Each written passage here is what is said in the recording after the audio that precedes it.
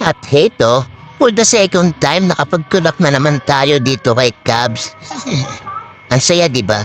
Naubusan kasi kami ng gasolina. Di namin inaasahan na wala na palang gasolina. Buti na lang talaga natirikan tayo ng malapit na sa gasolinahan. Kung hindi, tapos na naman tayo sa pagtutulak. Kung dati-rate, naglalakad lang tayo, 100 lang yung budget natin. Ngayon, may motor na tayo.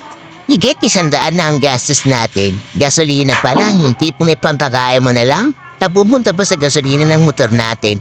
Wala tayong magagawa, ganun talaga ang buhay.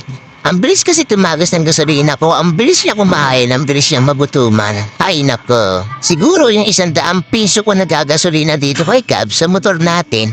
Hanggang balikan lang, hindi na tumatagal ng 2 araw, suswerte na lang tayo kapag umabot at tumagal to ng 2 araw.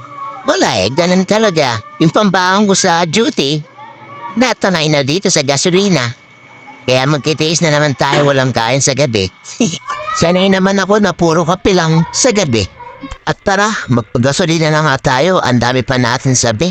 At hanggang sa nakarating na nga po kami dito sa tamang paggasolinahan. Ay, naubusan tayo ng gasolina. Tulok tayo ng konti dito sa Matanza.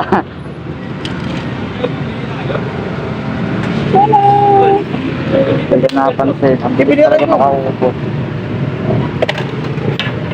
Pa-full tank na. Muntik na mapusan. Kaya kasama ko. Muntik na mapusan. Thank you. Sige, thank you.